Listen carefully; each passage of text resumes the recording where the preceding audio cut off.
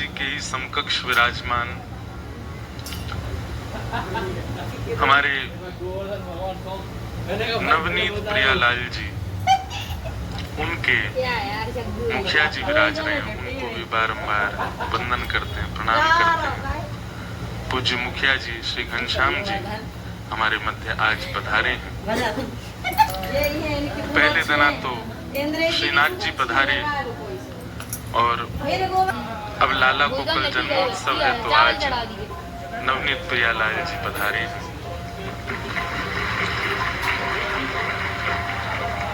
श्रीनाथ जी आ जाएं ये बड़ी बात है, पर नवनीत प्रियालाल जी आ जाएं ये विशेष बात है। हमारे ऊपर लगे हैं क्या फूल?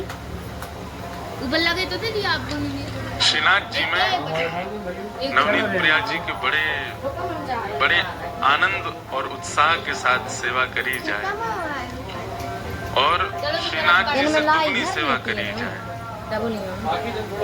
कहीं ऐसा भाव नहीं आ जाए कि श्रीनाथ जी इतने बड़े हैं, उनकी सेवा में विशेषता रखी जाए, वो बेचारे छोटे से हैं तो उनकी सेवा में भाव ना हो। नहीं, दुगनी सेवा। श्रीनाथ जी की भोग प्रसादी जो आवेगी वह दुगनी नवनीत प्रिया जी पावेंगे। ऐसे हमारे श्री नवनीत प्रियालाल जी, आप उनको लाड़ लड़ा में उनकी सेवा करें। ऐसे मुखिया जी हमारे मध्य पधारे, उनको बारंबार प्रणाम करें। मंच पर विराजमान समस्त विप्रवृंद सबको प्रणाम। एवं आज हमारे श्रीनाथ द्वार में श्रीनाथ जी के यश को जो जन जन तक पहुंचा रहे हैं, ऐसे यहाँ के व्यास मूर्ति भी पधारे हैं, सन्मुख विराज रहे हैं, उनको भी प्रणाम। श्री मदन मोहन जी और परम पूज्य श्री गोपाल जी व्यास जी भी नाथ द्वार के आज पधारे हैं, उनको भी बारंबार वंदन। आप सब ताली क्यों नहीं बजाते? हाँ, भले ही हम नाथ द्वार में बैठे हैं, पर हमारे लाला के उत्सव में यहाँ के भी अगर जन पधारे तो उनको भी खूब आनंद से उत्साह से स्वागत करो।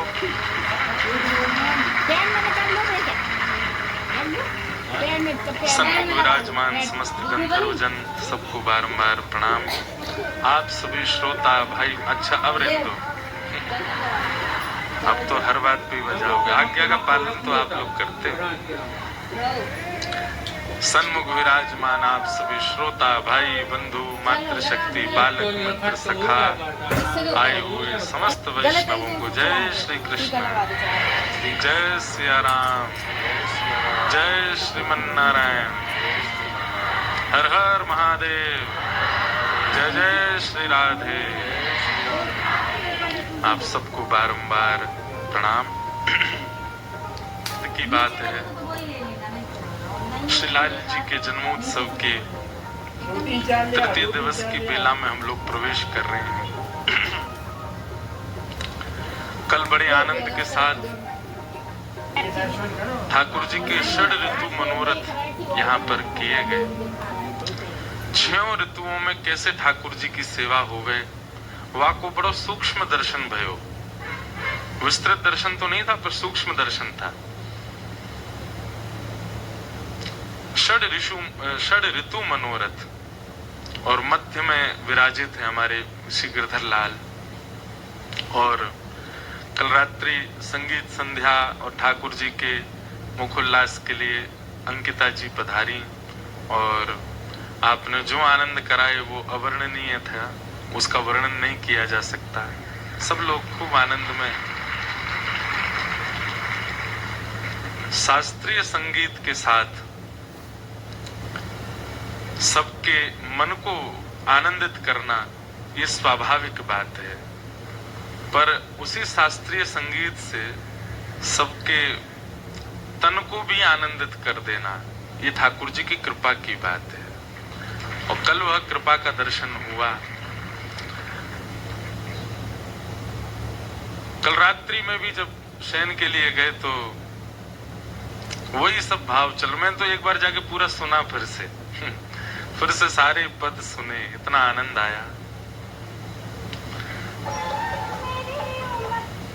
मैं तो पहले भी सुन चुका था नासिक में, पर वहां अलग थे। वहां अभंग बहुत बहुत सुंदर थे। अभंगों का गायन, क्योंकि महाराष्ट्र की भूमि थी, पर आप सबके मध्य में कल जो प्रस्तुति हुई और आप लोगों ने जो कल उत्साह दिखाया अपना, उसके लिए आप सबको भी बहुत बहुत धन्यवाद। आप सब लोग वास्तव में, आप सबको एक अवार्ड मिलना चाहिए, बेस्ट श्रोता ऑफ द ईयर। अभी तो पूरा साल बचो है, प्रारंभ में ही अवार्ड मिल गया आपको। इतने सुंदर श्रोता हैं आप सब, खूब आनंद हुआ।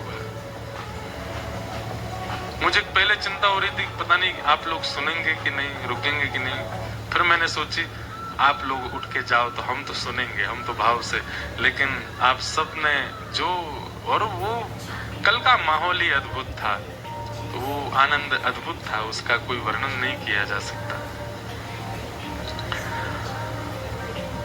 आज ठाकुर जी का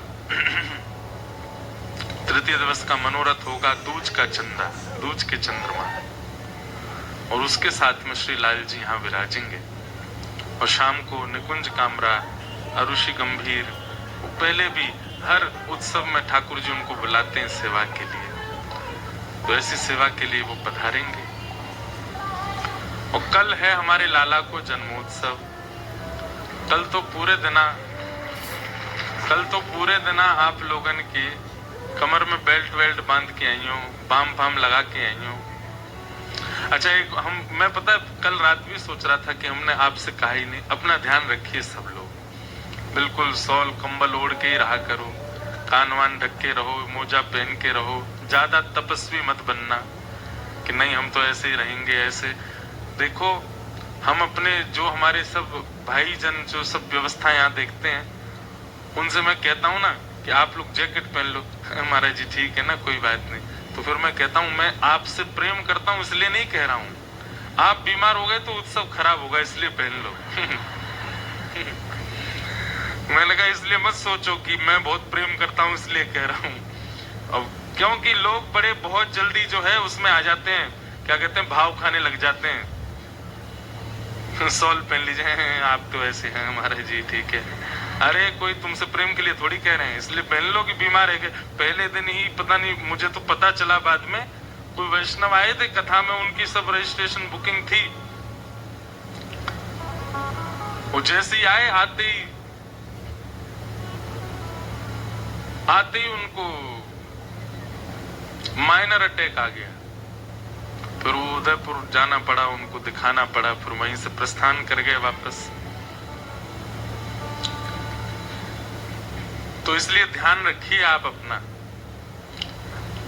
भाव खाओ तो ये समझो कि भैया उत्सव के लिए बोल रहे हैं कि सही सही सलामत हो जाए। भाव ना खाओ तो हम प्रेम से ही बोल रहे हैं कि आप सब अपना ध्यान रखिए, क्योंकि कल के उत्सव में थोड़ी व्यस्तता ज्यादा है। कल सबसे पहले तो सवेरे प्रभात फेरी होगी। दिव्यदास जी आज पधारे हैं अपनी समस्त परिकर के साथ में हिसार से, और गत वर्ष भी द्वारिका में आप श्री ने प्रभात फेरी के द्वारा श्री लाल जी द्वारिकाधीश जी का दर्शन करने गए थे प्रभात फेरी में। अद्भुत क्रम बना था। कल भी यहाँ प्रभात फेरी होगी, लेकिन द्वारिका में इतना शीत नहीं था इसलिए ठाकुर जी गए थे, पर यहाँ बहुत ठंडा है सुबह भी, तो इसलिए ठाकुर जी का चित्रपट जाएगा, श्री गिरधर लाल जी का चित्रपट पालकी में विराजमान होके ठाकुर जी चलेंगे। और क्रम कैसे होगा, कहां से कैसी पूरी रूपरेखा होगी, वो मैं शाम को उत्सव में आपको बता दूंगा कि आपको सुबह कहां पहुंचना है। 6 साढ़े 6 बजे, एक ही समय बताऊं फिर लेट है जाओगे, 6:30 बजे पहुंच जाना। हाँ, और जगह हम शाम को एक बार सबसे बात करके कि कहां से करेंगे। 6:30 बजे से प्रभात फेरी होगी, खूब नाचते गाते भय, उत्सव मनाते भय, कीर्तन करते भय, उछलते भय, खूब बढ़िया डबल जैकेट पहन के जाना। फिर से कह रहे हैं, कान ढक के जाना, मोजा पहन के जाना, चप्पल भले ही ना पहनो तो 2 मोजा पहनना, लेकिन अपना ध्यान रखते हुए जाना। और प्रभात फेरी सार्थक हुई ये कब मानो कि पहन के तो डबल गए थे, लौट के आए तो दोनों ही उतर गए। डबल जैकेट उतर जाए, मुफलर उतर जाए और महाराज शॉल भी छोड़नी पड़े, मोजा उतारने पड़ जाए, ऐसी गर्मी आ जाए कीर्तन की, प्रश्वेत के बिंदु ऐसे शिशिर शीत काल में भी आपके मुखमंडल पर आच्छादित हो जाएं, तब समझो कि आपने कीर्तन कियो। तो हम सब देखेंगे कौन कितने वस्त्र पहन के आया, और विश्राम में वो देखूंगा कौन के कितने वस्त्र रह गए हैं। तो कल खूब आनंद से प्रभात फेरी करेंगे। प्रभात फेरी के बाद शीतल है मौसम, तो इसलिए ठाकुर जी का हम पंचामृत अभिषेक तो नहीं करते हैं, पर भाव से ठाकुर जी के एक स्वरूप का हम अभिषेक भी करेंगे। उसकी व्यवस्था जैसे बनेगी, फिर उसके बाद कथा होगी 10 बजे से, और 10 बजे से लेके 12 साढ़े 12 बजे तक कथा, और उसके बाद राजभोग दर्शन। कल राजभोग दर्शन में एक लीला भी होगी, महादेव आएंगे दर्शन करने के लिए। तो कल जोगी लीला होगी राजभोग दर्शन में, और हमारी परिकर के एक महाराज जी कल महादेव का रूप धारण करेंगे और फिर मंच में आएंगे, लाल जी को दर्शन करने आएंगे। हम यशोदा बन के उनको भगाएंगे, जाओ नहीं करा रहे दर्शन। फिर वो जोगी बन करके यहीं त्रिशूल गाड़ के बैठ जाएंगे, बोले मैया दर्शन करा। अब बाकी सब जैसे हमारे रसिकों ने पद गाए हैं, उन पदों से कल जोगी लीला होगी ठाकुर जी की राजभोग में, और फिर महादेव को दर्शन होंगे, और दर्शन के साथ मैया गर्भगृह में ले जाएगी महादेव को, और वहीं कपाट बंद कर देंगे, वहीं लाल जी को हृदय से लगा के महादेव आनंदित होंगे। शाम को फिर भगवती प्रसाद गंधर्व जी, जो हवेली संगीत के बड़े अच्छे, सब जगह जितने भी पुष्टि मार्गीय स्थान हो सब जगह उनके स्वर गूंजता ही होगा, ऐसे हमारे भगवती प्रसाद गंधर्व जी आएंगे कल। और जैसे सब, मैं उनके लिए एक बात कहता हूं, जैसे हर व्यक्ति का एक प्रिय संगीतकार होता है, सब लोग उसको ही सुनते रहते हैं। कोई व्यक्ति हमारे पंडित श्री जसराज जी को सुनते रहते हैं, कोई हमारे पूज्य श्री भीमसेन जोशी जी को सुनते रहते हैं, कोई आजकल के जो बालक हैं वो आजकल के संगीतकारों को सुनते हैं। सबको हमारे लाल जी जो हैं वो निरंतर भगवती प्रसाद जी को सुनते हैं। ठाकुर जी का उत्थापन, ठाकुर जी का राजभोग, ठाकुर जी का संध्या व्यारू, सब उन्हीं के पदों से ही होती है। लाल जी को बड़े प्रिय हैं, और लाल जी को ही नहीं, जितने भी पुष्टि मार्गीय स्थान है सब जगह वो बड़े प्रिय हैं। तो कल वे भी आएंगे। पहले वे हवेली संगीत से यहाँ लाल जी के मनोरथ करेंगे। गत वर्ष उन्होंने लाल जी के उत्सव में एक पद गाया था, वारी तेरे लटकन पग पग धरो छलिया। उनका वो बड़ा प्रसिद्ध हुआ था। उंगली गिना रही है, जैसे वो बालकों को गिनाते ना, लाला जी तेरी है, जी मेरी है, जी मम्मी की है, जी ऐसे, यह तेरी, यह मेरी, यह बाबा नंदजू की, यह बलभद्र भैया की, और यह वाकी जो झुलावे तेरो झुलना।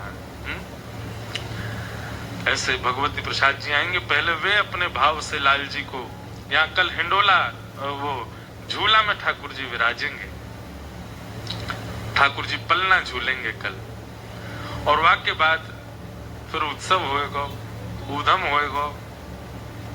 बधाई रूप में पहले टॉफी लुटेंगी, फिर जो जो सामग्री आएंगी वो सब लुटाई जाएंगी, और जब सामग्री पूरी हो जाएंगी तब आदमी इनको पकड़ पकड़ के लुटाया हो जाएगा। आपको ही एक दूसरे के ऊपर फेंकेंगे। छोटे छोटे हमारे सब वारकरी बालक हैं, इन्हीं कोई झूला बना बना के उड़ावेंगे, कैच करिए। उत्सव होना चाहिए।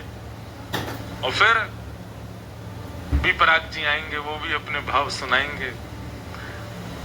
तो कल को उत्सव बहुत व्यस्त है, सुबह से रात तक बिल्कुल लगे ही रहेंगे।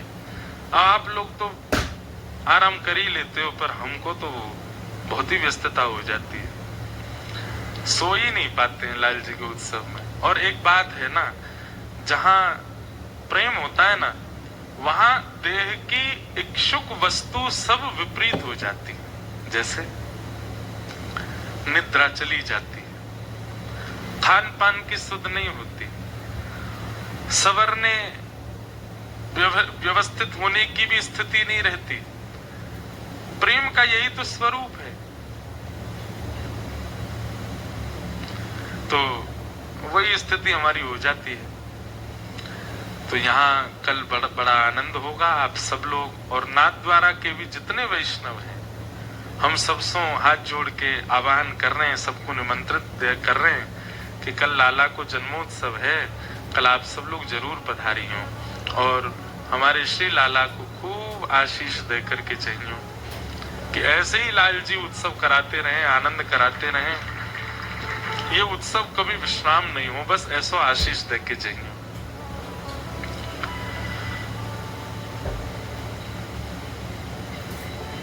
खूब भाव है मन में, कहाँ कहाँ किसको कहें, बस जो मन में आ जाए। यहाँ की कथा बड़ी बड़ी अव्यवस्थित सी करते हैं हम लाल जी के उत्सव में। व्यवस्थित क्रम नहीं होता कथा का, मुझे पता ही नहीं होता, मैं कुछ भी खोल के बस प्रारंभ कर देते हैं। जो भाव आए मन में, उत्सवात्मक है भाव। तो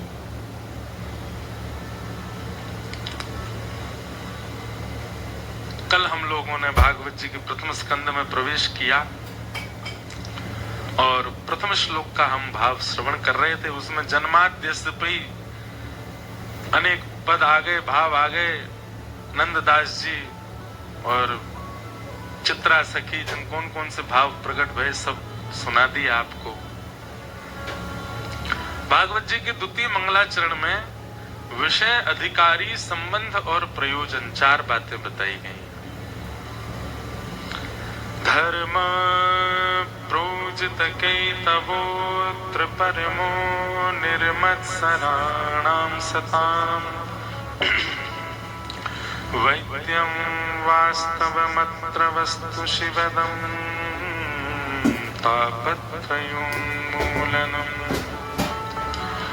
श्रीमद्भागवते महामुनिकृते किंबा परीरीश्वरः सद्यो हृद्यवरुध्यते त्रिकृतभिः शुश्रूषवेस्तत्क्षणात्। सबसे पहला विषय, भागवत जी का विषय क्या है? धर्म प्रोजित कैतवोत्र परमो। बहुत ध्यान से सुनिए। कथा श्रवण करने वाले श्रोता जो निरंतर कथा को समय देते हैं, कथा का श्रवण करते हैं, उनके भीतर क्या क्या घटना चाहिए भागवत के माध्यम से? सबसे पहला, परम धर्म की स्थिति। परम धर्म का अर्थ क्या होता है? धर्म और परम धर्म। जहां पर आप देह को प्रधान मान करके कोई क्रिया नियोजित करते हैं, वो धर्म है। जहां देह की क्रिया प्रयोजित होती है, प्रधान होती है, वो सब धर्म है। और जहां आत्मिक क्रिया प्रधान होती है, वही परम धर्म है। सावधानी से सुनिए। तिलक लगाना धर्म है, कंठी पहनना धर्म है, परिक्रमा करना धर्म है, दंडवत प्रणाम करना धर्म है, क्योंकि इन सब क्रियाओं में देह प्रधान है, देह की प्राधान्यता है। देह का उद्धार, देह का कल्याण हो रहा है। पर कथा सुनना, यहां देह का प्राधान्य रूप नहीं है। शरीर तो यहां पर अव्यवस्थिति होता है। कथा सुनना शरीर के लिए तो एक अव्यवस्था ही है। जो कुर्सी पे बैठे हैं उनके लिए नहीं, जो नीचे बैठे हैं उनके लिए तो है। सुखासन में बैठो, सीधे बैठो, कमर टेक नहीं सकते पीछे, प्यास लगे तो उठ के कैसे जाएं, बाहर वाले अंदर ना आन देंगे, फिर से दिखाना पड़ेगा तब आन देंगे। सुबह ही सब करके आओ, शंकाओं से निवृत्त होके आओ। क्यों, कहां जाएंगे, बहुत दूर है होटल। देह की व्यवस्था अगर देखी जाए तो कथा में कई बार देह की व्यवस्था अव्यवस्थित होती है। फिर भी आप कथा में इतनी स्थिरता से कैसे बैठ लेते हैं? क्यों? क्योंकि यहाँ आप आत्म कल्याण, अपनी आत्मा को सुना रहे हैं, यही परम है। धर्म और परम धर्म में यही अंतर है। धर्म में देह प्राधान्य क्रिया होती है और परम धर्म में आत्म प्राधान्य क्रिया होती है। अब बताओ, ठाकुर जी की जो सेवा है वो देह प्राधान्य की आत्म प्राधान्य है? क्या है? आत्म प्राधान्य। तो फिर काय को उठाते हो ठाकुर जी को, बैठे रहने दो। काय को बनाते हो भोग, देह प्राधान्य थोड़ी आत्म प्राधान्य है। काय को श्रृंगार करते हो ठाकुर जी का, देह प्राधान्य थोड़ी आत्म प्राधान्य है।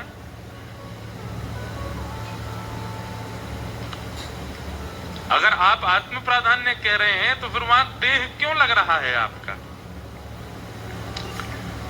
उत्तर आपका सही है, पर इसको और व्यवस्थित रूप से समझना है। क्या? सेवा है तो आत्म प्राधान्य, पर आत्मा का शरीर नहीं है, आत्मा का स्वरूप नहीं है, आत्मा क्रिया नहीं कर सकती।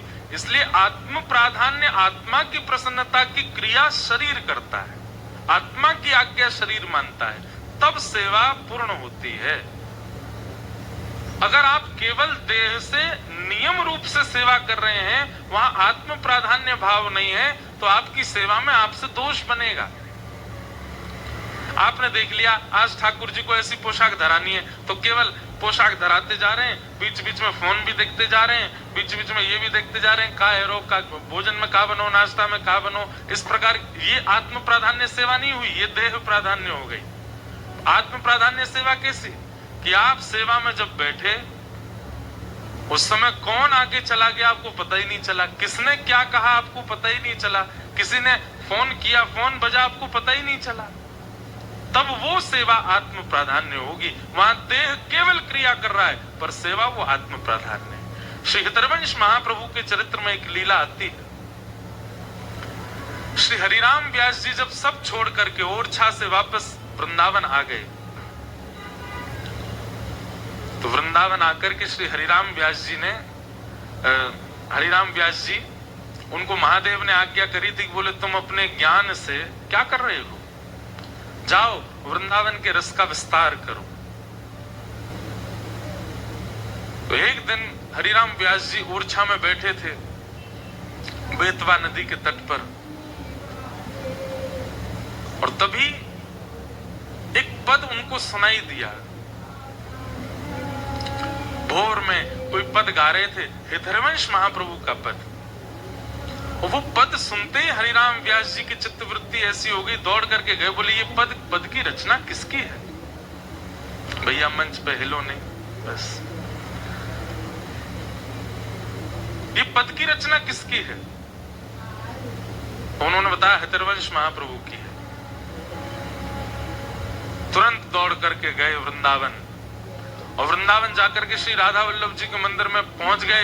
सेवकों से कहा मुझे व्यास जी से अभी मिलना है, हरिराम व्यास जी के दर्शन कराओ।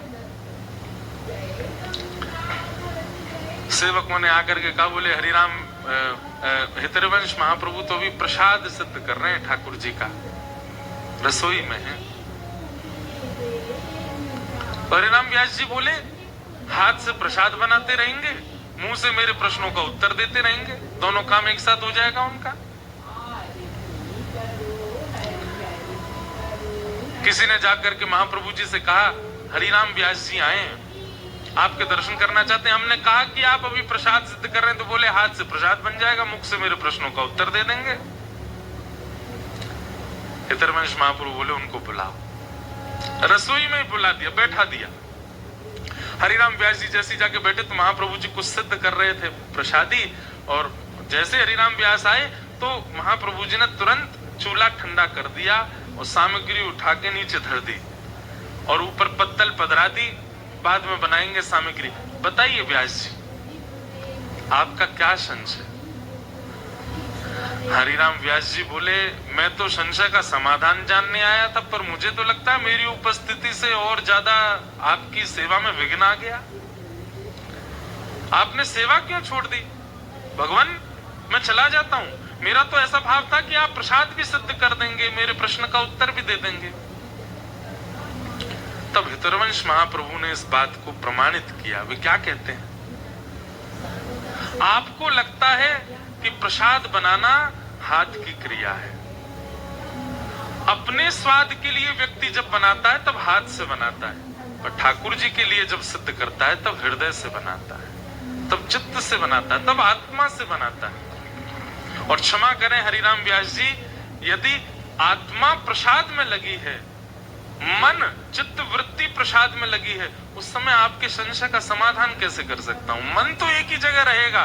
तन की स्थिति है कि वो सब जगह भटक जाता है।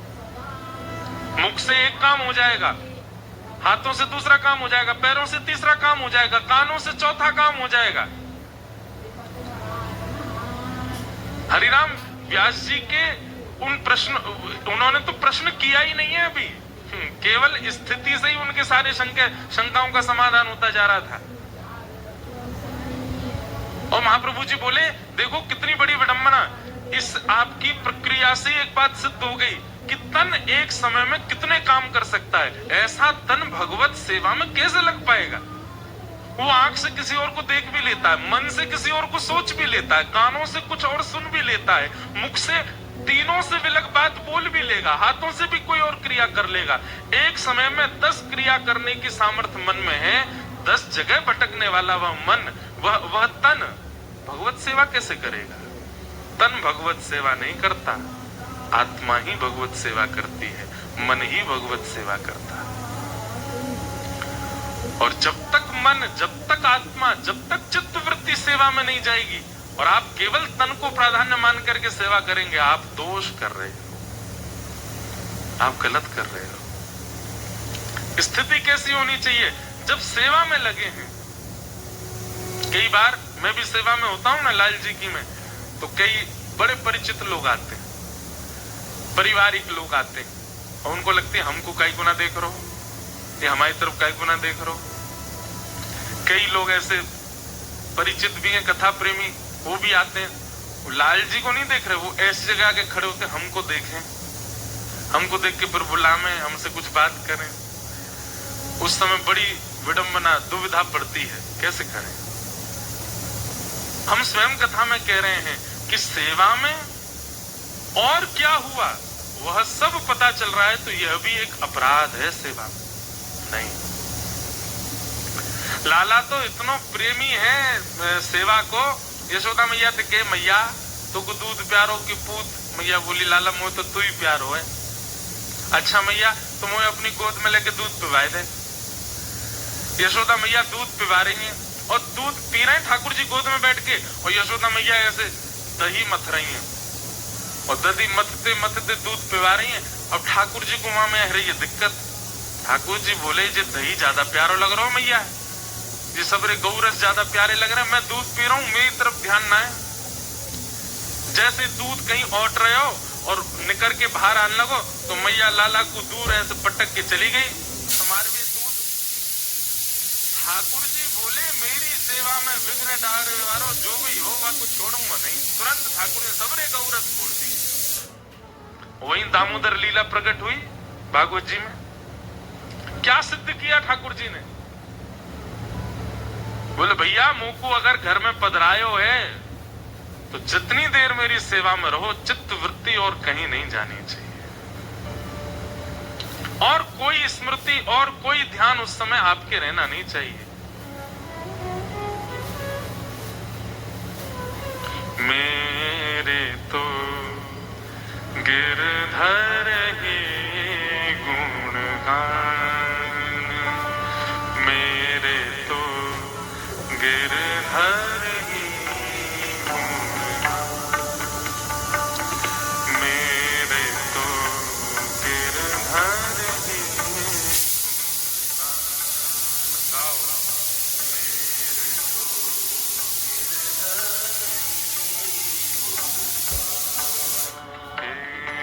मेरे तो गिरधर ही गुणगान, मेरे तो गिरधर ही गुणगान। यह मूरत खेलत नैनन में, यह मूरत खेलत नैनन जो नहीं गावे वो वाकु बगल वाले की सौगंध है। ये पद यहाँ गाए जा रहे हैं, ये वही पद हैं जिनसे श्रीजी बाबा एक और बात याद आ गई मुझे। कल हमारे एक पंडित जी हमसे बोले, महाराज जी श्रीजी बाबा कौन है? श्रीनाथ जी में कोई बाबा है श्रीजी बाबा? मैंने कहा अरे श्रीनाथ जी को श्रीजी बाबा बोले। फिर मुझसे क्या बोले, थोड़ी देर सुनो न, रुको। फिर मुझसे कहते, महाराज जी कल आप यूं कह रहे थे कि कुम्मन दास जी पे आरसी नहीं थी, सो ठाकुर जी उनके सन्मुख बैठ करके तिलक स्वरूप करवाते थे। कौन सी गाड़ी थी कुम्मन दास जी की जिसकी आरसी नहीं थी?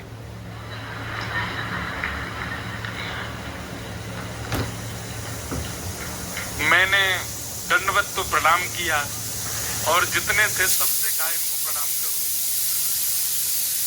जो कह रहे कुम्मन दास जी पे ऐसी कौन सी गाड़ी थी जिसकी आरसी नहीं? अरे मैंने कि भैया शीशा देखे आरसी। तो फिर मुझको बाद में ये लगा, मैंने कि जब हमारे संग रहने वाले पंडित जी के इतने संशय हो सकते हैं तो आप सबके तो कितने होते होंगे। तो कभी कभी मेरे को लगता है कि मुझे स्पष्ट करके रहना चाहिए बात, न जाने क्या का क्या अर्थ लगा लो आप। 400 वर्ष पहले कुम्मन दास जी की गाड़ी की आरसी नहीं थी।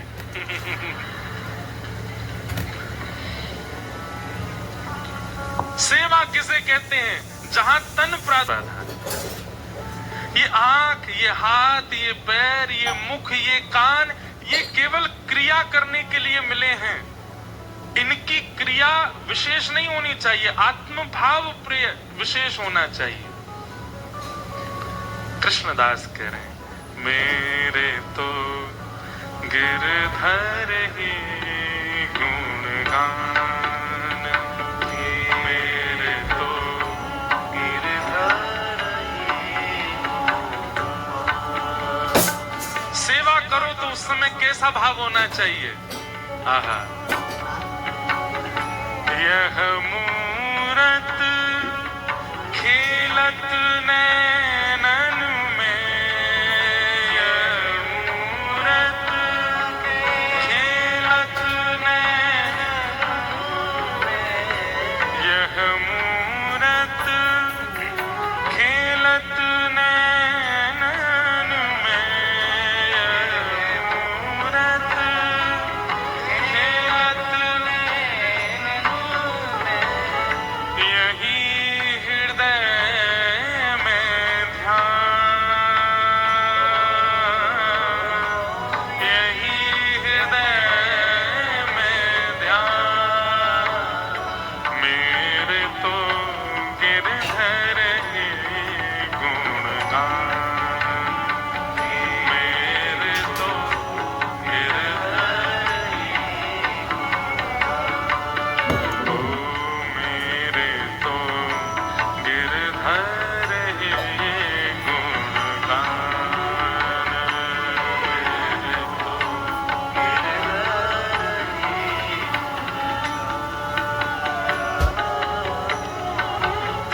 चरण रेणु चाहत मन मेरो, चरण रेणु चाहत मन मेरो,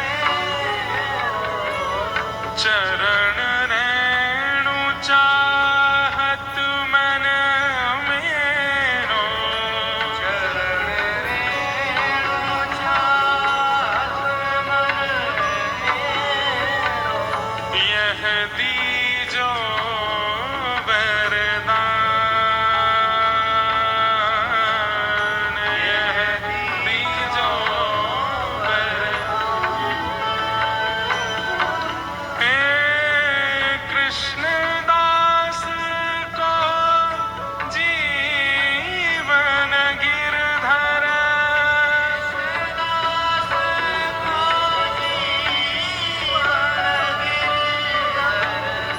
कृष्णदास को जीवन गिरधर, कृष्णदास को जीवन गिरधर, मंगल रूप निधान,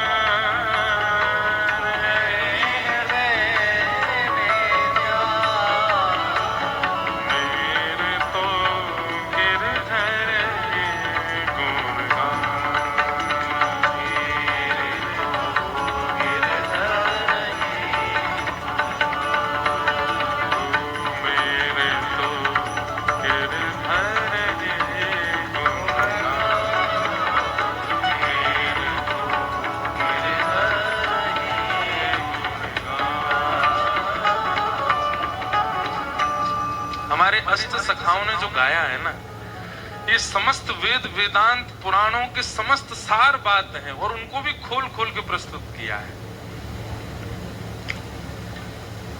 अब जिस विषय की हम चर्चा कर रहे हैं कि सेवा देह की नहीं है, देह से नहीं होती, वो आत्म से होती है, वही बात यहाँ पर प्रस्तुत कर देते हैं श्री कृष्णदास। सेवा कर रहे हैं हम हाथ से, पर उसमें जब तक आपकी चित्तवृत्ति नहीं होगी, चित्तवृत्ति कैसे लगेगी कि आप सेवा तो कर रहे हो अपने ठाकुर जी की, पर उस समय ठाकुर जी आपको लीला करते हुए दिख रहे हैं।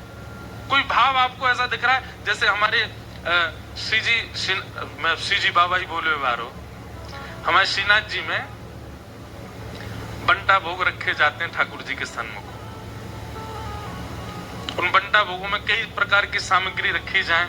एक बार मैंने भी दर्शन किए तो वहां में एक मिश्री थी, वो ऐसी बिल्कुल गोल गोल गेंद जैसी मिश्री। मैंने पूछी, मैंने कि जी ऐसी मिश्री काई को है, गेंद जैसी मिश्री काई को है?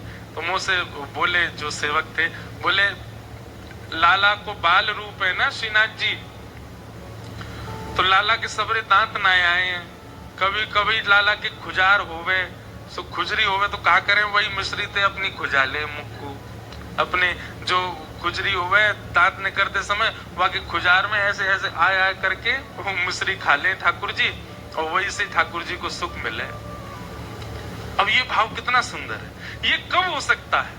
आप केवल देह से सेवा कर रहे हो तो आपके लिए तो वो पाषाण है, आप उनके प्रति ये भावना रखोगे ही नहीं। लेकिन आप आत्मभाव से जब उनकी सेवा करोगे तब आपके चित्त में लीला दिखेगी। आप श्रृंगार करोगे, आप माला धराओगे तो माला से ये नहीं लगेगा कि ये दो लड़ की माला है, आपके मन में भाव आएगा ये दो लड़ है माला में, ये किशोरी जी की दो भुजा हैं, पीछे से किशोरी जी ने लाल जी को ऐसे अंक में भर रखो है, ये दो भाव आएंगे। कभी कभी ठाकुर जी को चुटीले धराए जाएं, हमारे लाल जी अब इतने छोटे से हमारे दिखे ना है लाल जी दूर से, तो मैं तो खूब प्रयास करूं मैं लाला कैसे दिख जाए, बड़ी बड़ी स्क्रीन भी लगवा में गौर से देखी हूं, ठाकुर जी को ऐसे यहाँ चुटीला धराए जाए, दो चोटी ऐसी छोटी छोटी हूं मैं, और कभी कभी श्री जी के भाव से लंबो चुटीला यहाँ धराए हो जाए ठाकुर जी को। ये सब भाव लीलात्मक रूप से सेवा में होते हैं, केवल श्रृंगार नहीं होता है ठाकुर जी का कि ये पाग पहना दी, ऐसे बागा पहना दिए, ऐसे माला पहना दी, ऐसे कुंडल मकराकृत मत्साकृत पहना दिए, ऐसे नहीं होती है सेवा। केवल सजाना नहीं है ठाकुर जी को, वहां लीला है, उस लीला के भाव से ठाकुर जी श्रृंगार करते हैं अपना। वही भागवत जी कह रही हैं, धर्म प्रउचित कई तवोत्र परमो, भागवत श्रवण करने वाला श्रोता वो परम धर्म धार्मिक हो जाए, धार्मिक नहीं परम धार्मिक, परम धर्म का पालन करने वाला हो जाए। और परम धर्म किसको कहते हैं? इसी को कहते हैं जो देह का केवल आश्रय लेता है। किस लिए? भगवत प्राप्ति के लिए। अभी क्या है? अभी हमारी स्थिति ऐसी कि हमारे भीतर जो आत्मा है, हमारे भीतर जो चित्त है, मन है, बुद्धि है, उन सबको हमने दास बना रखा है देह का। लेकिन परम धर्म जब जीवन में आता है तो देह दास बनता है आत्मा का, मन का, व्यवहार का, बुद्धि का। देह दास होता है और देह जब दास बनता है ना तभी भगवत प्राप्ति कराता है वह देह। देह को स्वामी मत मानो, देह को दास बनाओ। धर्म प्रवजित गई तवोत्र परमो और निर्मत सराणाम सताम मात्सर्य दोष से रहित। भागवत का अधिकारी कौन? अब देखो यहां सारी कड़ियां जोड़िएगा। तो परम धर्म किसके जीवन में आएगा? बोले जिसके जीवन में मात्सर्य दोष नहीं होगा, दूसरे के प्रति ईर्ष्या की भावना जिसके चित्त में नहीं है। एक बात मैं कथा में पिछले कुछ कथाओं से एक बात कह रहा हूं, पूज्य गुरुदेव भगवान भी मंच पे बैठे हैं, ये सब इन्हीं की कृपा से हमको मिले। कई बार कथा कहते कहते अपने आप ही कोई बात ऐसी आती है जो हमने कहीं पढ़ी भी नहीं। कैसे होता है? गुरु कृपा से। हमारे गुरु जी बड़े बलवान है, अभी हम पहलवान हैं। गुरु कृपा।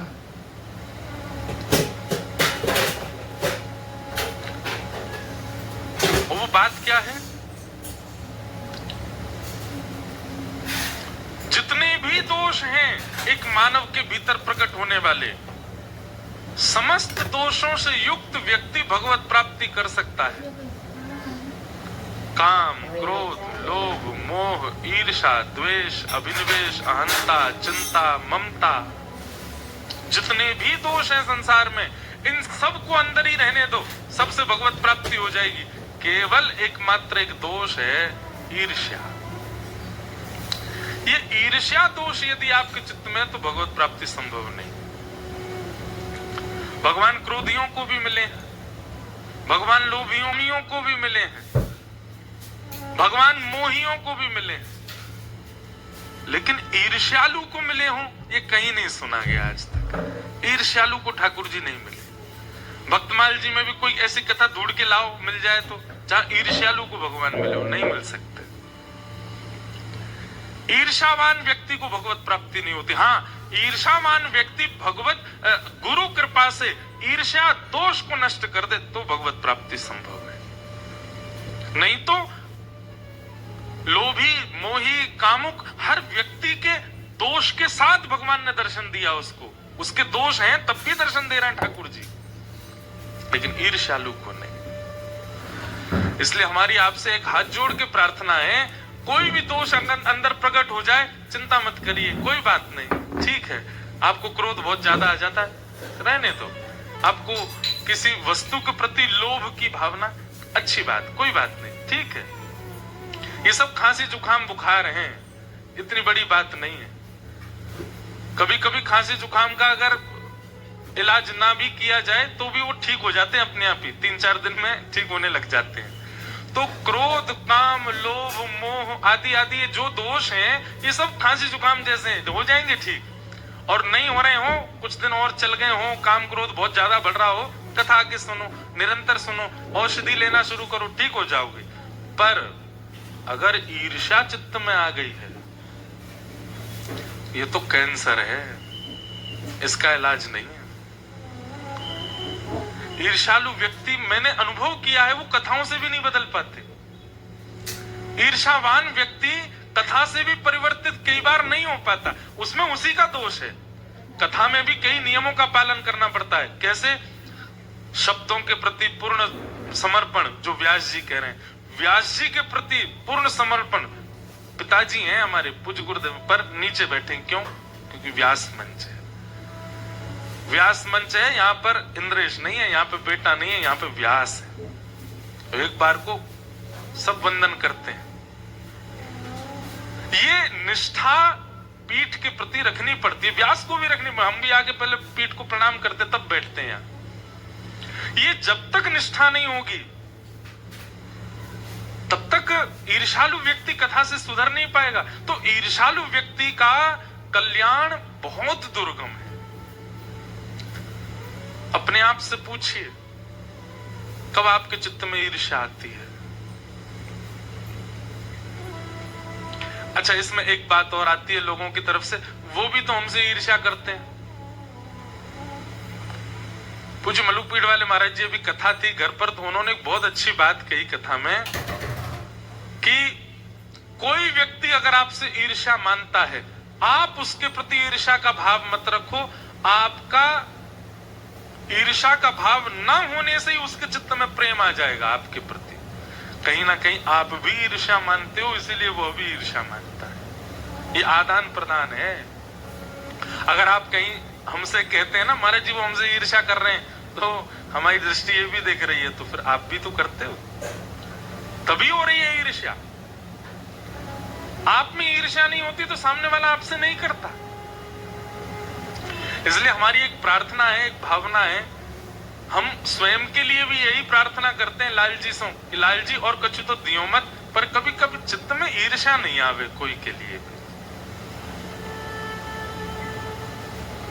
चाहे कोई कितना भी श्रेष्ठ, अच्छा ईर्ष्या भी श्रेष्ठों के प्रति आती है। अश्रेष्ठ जो होता है उसके प्रति ईर्ष्या होती है? कभी नहीं होती। जो बेचारा ना रूपवान है, ना शीलवान है, ना धनवान है, उससे कौन ईर्ष्या करता है? कोई नहीं। लेकिन जो श्रेष्ठ हो जाते हैं उनके प्रति ईर्ष्या आ जाती है, तो कहीं ना कहीं आप भी श्रेष्ठ बनना चाहते हो, इसीलिए तो ईर्ष्या हो रही है आपको। और श्रेष्ठ बनने का मतलब क्या है? कहीं ना कहीं संसार के ममत्व में आप फंसना चाहते हैं, इसीलिए तो आपको ईर्ष्या हो रही है। हमने अनुभव कर लिया, हमने पढ़ करके देख लिया, सबको मिल गए ठाकुर जी, ईर्ष्यालु को नहीं मिले। इसलिए ईर्ष्या मत लाओ चित्त में कभी भी। कोई अतिश्रेष्ठ भी दिखे ना, उसको देख करके भी। और देखिए सबसे बड़ी बात, कीर्तन, नाम जप, भगवत स्मरण, इनका सबसे उत्तम समय क्या है? लोग कहते हैं ब्रह्म मुहूर्त में करो। कीर्तन, नाम जप, इन सबका श्रेष्ठ समय क्या है? ब्रह्म मुहूर्त। कोई कहते हैं रात्रि सोते समय करो। मक्खी भी विशेष है। कहीं ना कहीं हमको गर्भगृह में जाने का अधिकार नहीं होगा। श्रीनाथ जी की ये वहां घुसे आती होंगी, श्रीनाथ जी के बंटा भोग पर घूमे आती होंगी, उनके चरणन में डोले आती होंगी, वहां के इत्र को भी नेक्स्ट होंगे आती होंगी। श्रीनाथ जी बोले होंगे भाई मैं तो जाना है, रो कथा में जाओ, चरण छू के तुम ही जाओ, व्यास की नाक पर बैठ जाओ।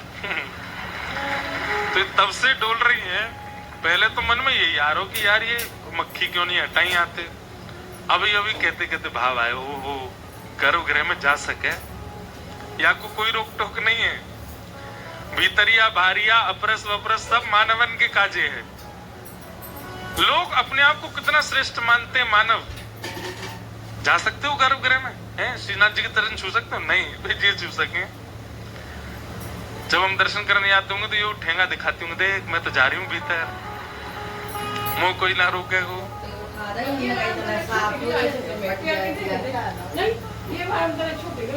क्या बता रहा था मैं? अच्छे हैं, हमने कहाँ थी कथा? बड़े ज्यादा नहीं चल रहा है, बड़े ईर्ष्या इसके प्रति भी नहीं हुई मुझे। अच्छा है।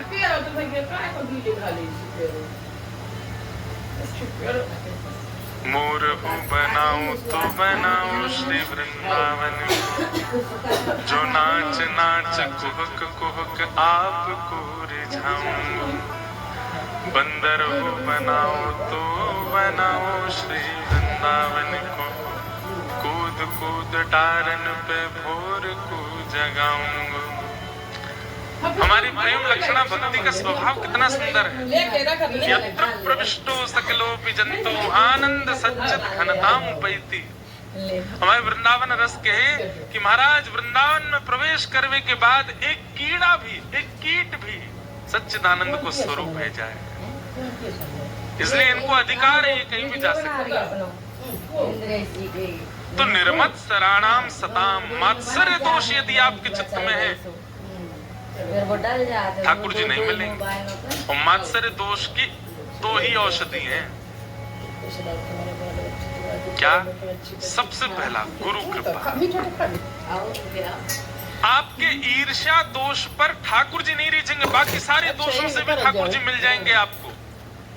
लेकिन ईर्ष्या दोष देखते ठाकुर जी कदम पीछे कर ले, जाते ना मिलना मुझे ईर्ष्यावान है। ईर्ष्या दोष देखने के बाद भी अगर गुरु कृपा कर दे तो आपका कल्याण संभव है। कहीं ना कहीं जहाँ ठाकुर जी अपने हाथ पीछे कर ले, वहां गुरु कृपा से काम बन जाता है। ईर्ष्यालु व्यक्ति के ऊपर भी गुरु कृपा पहला प्रसाद।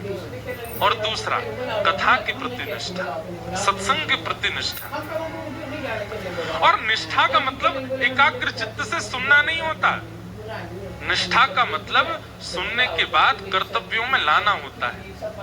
कथा तो बहुत लोग सुनते हैं, बहुत ध्यान से सुनते हैं। मैंने बहुतों को देखा है, व्यास मंच से ना तो नाम लेना है ना किसी के प्रति संकेत करना है, पर कई बहुत समीप रहने वाले लोगों को भी मैंने बहुत ध्यान से देखा। कथा तो बहुत सुनते हैं, एक स्थिर होकर के सुनते हैं, पर कर्तव्य में दिखाई नहीं देती। तब मन में एक क्षोभ होता है कि सुनी गई बात केवल सुनी गई, उसको लाया नहीं गया चित्त में। इसलिए निष्ठावान श्रोता उसको मानो जो सुनने के बाद तुरंत उसको लागू करता है चित्त में, वो निष्ठावान है। तो ईर्ष्यालु व्यक्ति की दो ही औषधि है, या तो गुरु कृपा या फिर निष्ठा से सत्संग का श्रवण। आप कुछ नहीं, सामान्य सी बातों का ही पालन करना प्रारंभ कर दो। कथा की सुनी गई सामान्य सी बात, उन सामान्य बातों से परिवर्तन दिखने लग जाएगा। और भैया ये कीर्तन करनो नाम जब, हाँ ये बता रहे थे हम, कीर्तन नाम जब कब करना चाहिए? बोले ब्रह्म मुहूर्त में करना चाहिए। हम कह रहे हैं ब्रह्म मुहूर्त में करो, रात में सोते समय करो, जब भी करो। पर आप अपने दोषों को जानते हैं कि आपके भीतर कौन कौन से दोष हैं। जब भी वह दोष प्रकट होता हो, जब भी वह दोष छलांग मारता हो चित्त में, तुरंत बैठ जाओ। जैसे किसी का रूप देखते ही आपको ईर्ष्या होती है। अभी अभी आपने, जब हमने ईर्ष्या की बात करी ना, सही बताना, उन सब का चिंतन आया था चित्त में जिनसे आपको ईर्ष्या हुई है। वो है पीछे वाली गली में रहता, उससे ही है हमको थोड़ी सी। ये बुआ का बेटा, उसी से चल रही है आजकल हमारी, ठीक नहीं लगता। समझ में आ गया ना? बोलते ही आपके चित्त में कोई ना कोई आया होगा। अब जब भी वह सामने आवे, जब भी वो सामने आवे और आपको लगे कि हाँ ईर्ष्या भैया, वही समय नेत्र बंद करो। कृष्णाय वासुदेवाय हरे परमात्मने प्रणतः क्लेशनाशाय गोविंदाय नमो नमः। वसुदेव सुतं देवं कंसचानूरमर्दनं देवकी परमानंदं कृष्णं वंदे जगद्गुरुं। वंशी विभूषित करारविनीरदाभात पीतांबराधरुण बिंब फलाधरोष्ठात् पूर्णेन्दु सुंदर मुखा अरविंद नेत्रा कृष्णात् परम किमपि तत्त्वमहं न जाने। जैसे ही ईर्ष्या जिसको देख करके होती है, वो सामने आवे, तुरंत नेत्र बंद करो और नेत्र बंद करके ठाकुर जी का मधुर स्मरण करो। और स्मरण केवल बोल करके नहीं, उस समय प्रकट होना चाहिए चित्त में। चांद सा सलोना मुख लटे घूंघरारे हैं, चांद सा सलोना लटे घूंघरारे, भौएं हैं कटीली आंखें तिरछी कटारे।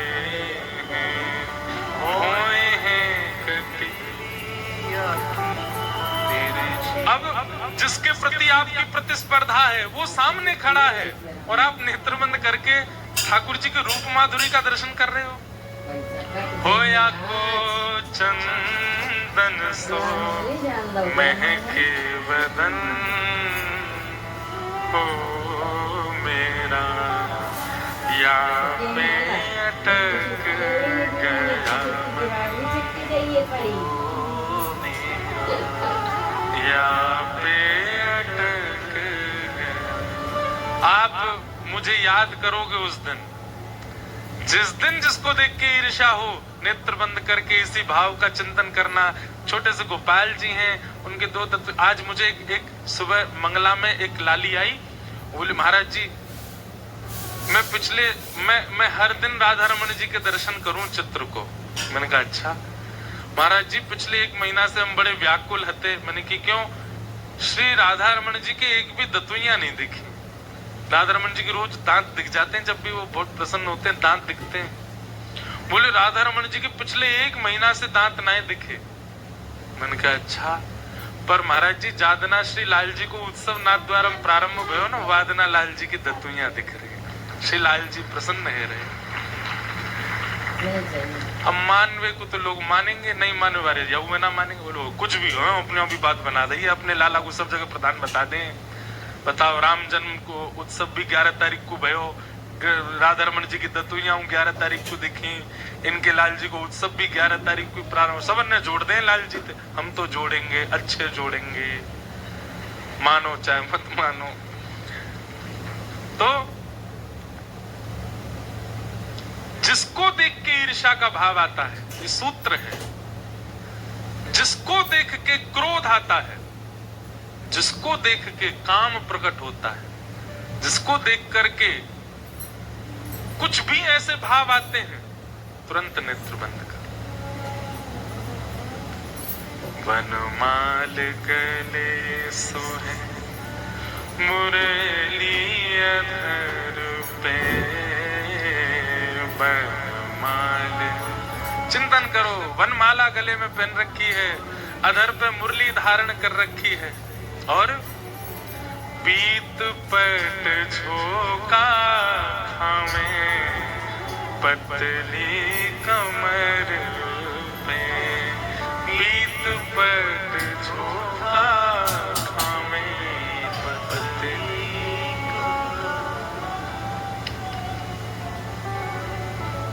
होया के मधुर रसीले वचन ओ मेरा या पे अटक गया मन, ओ मेरा या पे अटक। अरे भैया ये हैं कौन? राधा रमण मेरो, राधा रमण रे, राधा रमण मेरो, राधा रमण रे, राधा रमण मेरो, राधा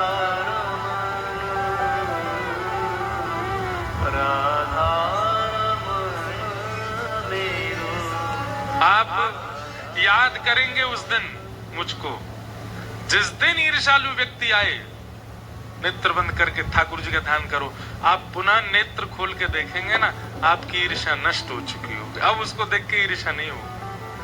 अब वो जब भी आपके आगे आएगा, आपको उसको देख के प्रेम ही होगा। जिसको देख करके उसके रूप पर कहीं काम आपके चित्त में आ गया हो, उसी समय काम जिनको देख के लजा जाता है। लजाना मतलब क्या कहते हैं? अपने ऊपर शर्म खाता है। बोले मैं काय बात को काम, ठाकुर जी को देख करके, जिसको देख के काम उद्दीपन हो रहा हो, तुरंत ठाकुर जी का कीर्तन करना प्रारंभ कर दो। नेत्र खोल करके जब उसको पुनः देखोगे, काम प्रकट होगा नहीं। कीर्तन का, भजन का, नाम जप का सबसे उत्तम समय क्या है? जब भी ऐसा व्यक्ति, जब भी ऐसा व्यवहार, जब भी ऐसा प्रसंग होता है जिससे आपके चित्त में दोष प्रकट होता है, उसी समय कीर्तन का सबसे श्रेष्ठ समय है।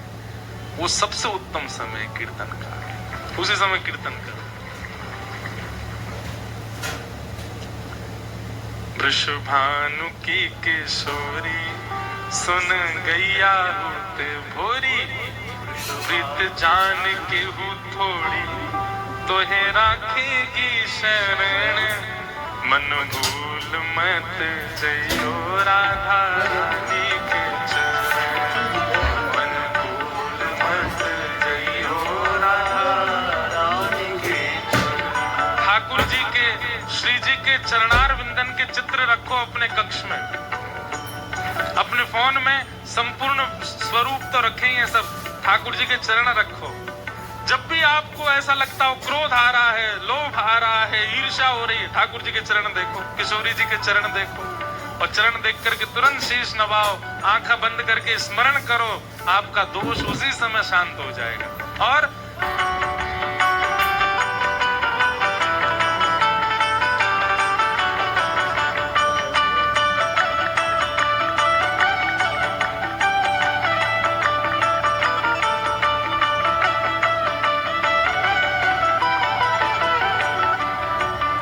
जागो शाम हुर हेर, राधे राधे राधे टेर, जागो शाम हुर हेर, राधे राधे राधे टेर, जागो शाम हुर हेर, राधे राधे राधे टेर, जागो शाम हुर हेर, राधे राधे राधे टेर।